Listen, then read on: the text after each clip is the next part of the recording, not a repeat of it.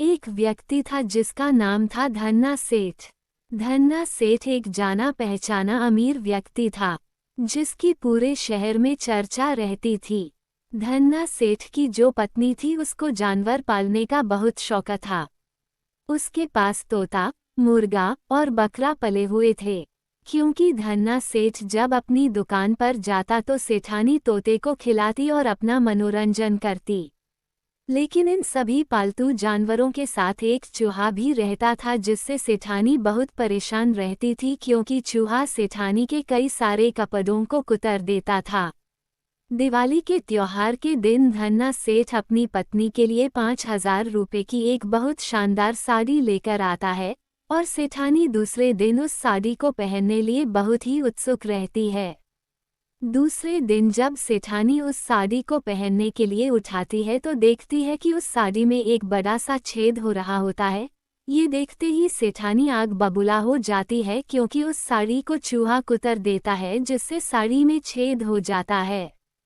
ये बात धन्ना सेठ को पता चलती है तो धन्ना सेठ सेठानी से बोलता है, गुस्सा मत हो, मैं दूसरी साड़ी ले आऊंगा और चूहे को पकने के लिए चूहादानी ले आऊंगा। दूसरे दिन धन्ना सेठ चूहादानी ले आता है। चूहादानी को देख चूहा डर जाता है। चूहा भागते भागते तोते के पास जाता है और तोते से बोलता है, तोता भाई घर में चूहादानी आ चुकी, मुझे पकने के लिए कुछ करना पड़ेगा। तो तोता बोलता है, चूहादानी तो तुझे पकड़ने के लिए है, मुझे उससे क्या। और तोता उसकी मदद नहीं करता। चूहा भागते भागते मुर्गे के पास जाता है और मुर्गे से बोलता है, मुर्गा भाई घर में चूहादानी आ चुकी, मुझे पकने के लिए कुछ करना पड़ेगा। तो मुर्गा बोलता है, चूहादानी तो तुझे पकड़ने के लिए है, मुझे उससे क्या। और मुर्गा भी उसकी मदद नहीं करता। फिर चूहा बकरे के पास जाता है और उससे भी यही बोलता, पर बकरा भी चूहे की मदद नहीं करता। अब रात होती है और सेठानी चूहे का इंतजार करती है कि कब चूहा चूहेदानी में फंसे और कब वह अपनी नई साड़ी को कुतरने का बदला ले। कुछ देर बाद अचानक से खट की आवाज आती है और सेठानी जल्दी में बिना लाइट चालू किए चूहादानी के पास जाती है। जैसे ही सेठानी उस चूहादानी को उठाती है तो उसे एक जहरीला सांप काट लेता है, जो चूहे को खाने के लिए आया था और चूहादानी में फंस गया था। सांप सेठानी को खाकर वहां से भाग जाता है और यहाँ सेठानी की चीख सुनकर धन्ना सेठ भी जाग जाता है और लाइट चालू करके देखता है तो उसे पता चलता है कि सेठानी को सांप ने काट लिया। धन्ना सेठ तुरंत सेठानी को डॉक्टर के पास ले जाता है।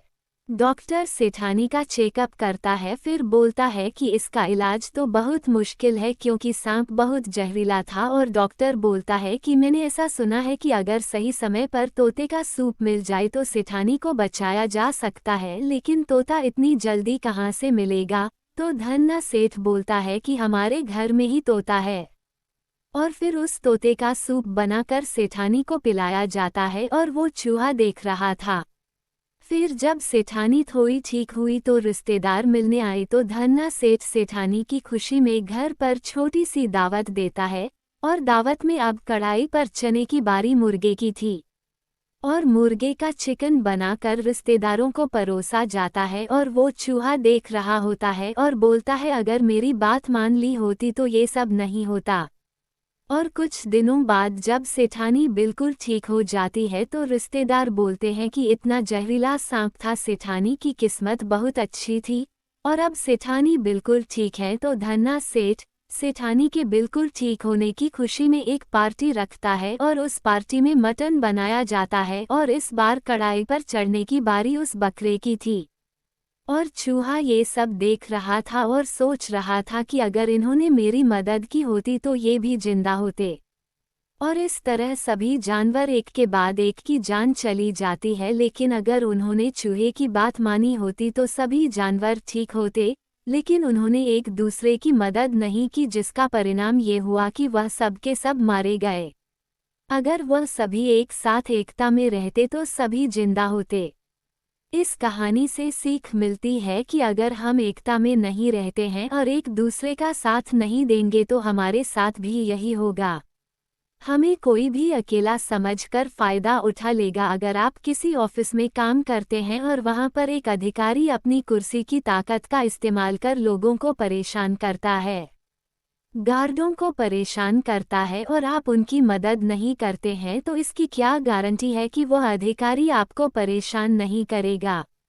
और ऐसा जरूर आएगा, क्योंकि पूरा स्टाफ अगर एकता के साथ नहीं खड़ा हुआ तो वह अधिकारी सबको परेशान करने लगेगा।